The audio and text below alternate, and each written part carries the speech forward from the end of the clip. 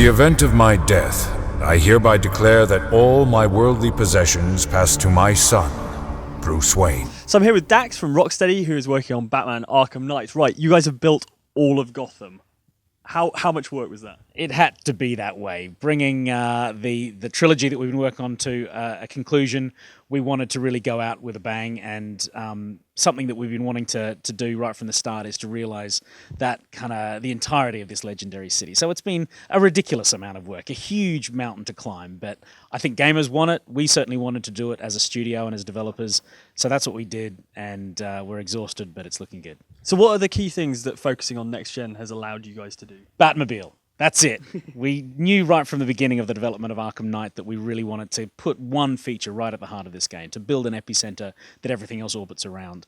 Again, I think gamers and Batman fans have been wanting the Batmobile right from the early days of Arkham Asylum, and rounding out the trilogy, we knew that we couldn't go out without kind of adding in that final piece of the puzzle, that complete ultimate Batman experience. So, the idea of driving the Batmobile encompasses a number of things. It's fast, it's destructive, it's powerful. All of those things can really only be done with the horsepower of next gen. So we committed exclusively to next gen to build out the entirety of Gotham City and put the Batmobile right in the middle of it. And that Gotham City is a more varied one than maybe the sort of Escape from New York style Arkham City. I mean, there's Chinatown. What are the key areas? Any particular favourites of yours? I love Chinatown myself because the lighting just looks awesome. It's like neons bouncing off puddles, and it's always raining in Gotham, right? So any neon's going to look great. But we really wanted the art style and the aesthetic of the city to be very unique from district to district, because when you're driving the Batmobile at insane speeds, you can eject out at any point and you just rocket straight up. You get insane altitude. So when you're looking down on Gotham, it's important to be able to identify those districts very, very easily and quickly. So you just know, boom, that's Chinatown right there. You can tell by the architecture, you can tell by the lighting, and that applies to all of the districts of the city. Now, obviously, you have a character called the Arkham Knight. You're not talking a lot about him. You said you've worked in tandem with DC to create this new character. But I guess the guys who know the comics and things will be wondering why you're not talking too much about him and whether there's a connection there. Really?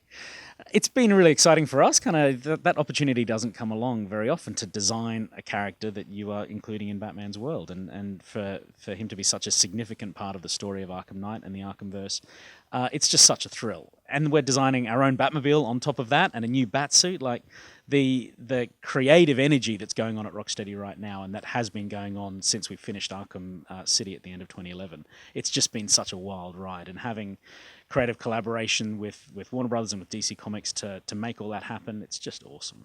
Now, you said this is going to be the final in the trilogy. Is it going to be tough to give up your baby? Because you guys really have nailed the sort of Batman experience. It's certainly the end of the Arkham trilogy. I don't know what's going to happen next for Rocksteady. Our focus is very much on making this game incredible. Our attitude is if we just make an awesome game with Batman Arkham Knight, we'll have a lot of opportunities to do awesome things next. But we always had the idea that it would be a trilogy. The story would flow from Joker and Scarecrow in the pressure cooker of Arkham Asylum to then the events of Arkham City, which was just focused on Joker and the death of Joker at the end of that, creating a power vacuum that Scarecrow would then return to fill. So that's the story we always wanted to tell, and kind of here we are almost at the end of it. It's an emotional time. Joker did die conveniently close to a Lazarus pit. I'm just throwing that out there. Joker is dead. All right. So talk to me a bit about the design of the Batmobile. It's got a kind of stealth bombery look. Did you take inspiration from, the Tumbler, the classic Batmobiles? What was your sort of key influence? The conscious influences that drove the design of that is really the Batmobile that we designed for Arkham Asylum. It wasn't drivable in Arkham Asylum, but there was a Batmobile that you were protecting in one mission, and it was kind of a constant element there. But the visual features of that, such as the rear wings and the pipes along the side, they exist within the Arkham Knight Batmobile. But it was much more about what's the function of the Batmobile in this game. It's heavy hitting, it's indestructible, it's unstoppable, it tears through the streets. It's kind of like a wrecking ball in the city. So we wanted to make it look heavy so that destruction was believable. But also the eject move that Batman has means you can eject out at any point.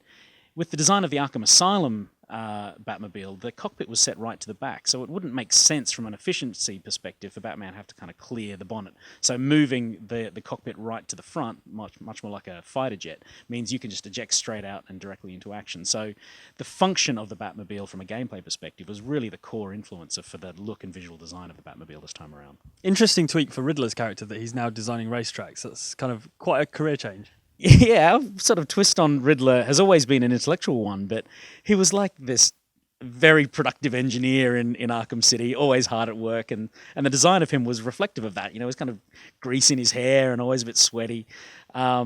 And the twist on Riddler this time around is, you know, he understands the connection between Batman and the Batmobile, between the man and the machine. And, you know, as he sees it, if you break the Batmobile, you can expose a vulnerability in the man himself. So he has designed these intellectual racetracks to push the Batmobile to its absolute limit and ultimately to break the Batmobile. So it's still within that very intellectual connection that Batman and Riddler have. You know, Riddler is not a physical dude. He's not going to try and take Batman on in a one-to-one situation. He comes at it in a way that no other member of the Rogues Gallery or another supervillain would.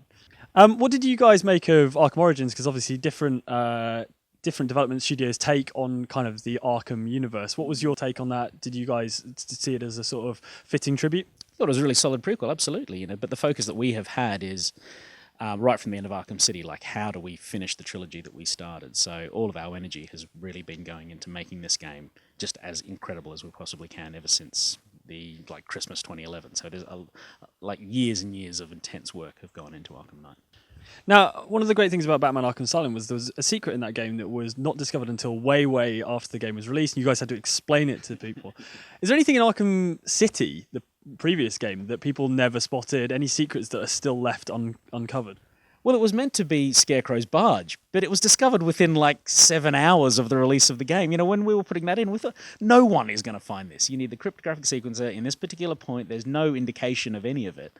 And there it was, literally within days of the game being released. So I was hoping to be standing here saying, there's a Scarecrow barge there somewhere, but it didn't play out that way. I think there's still a few other things within Arkham City that are going to be interesting for people who are really trying to find every aspect of the Easter eggs that we laid in there that set up where we're going with Batman Arkham Knight. Right, so you're going to tie up some of those loose ends where people are like, I'm off now, you may see me in the future. At the end of a trilogy, we certainly have a responsibility to tie up as many loose ends as we can. And finally, my son, I ask that you never abandon this city to fate.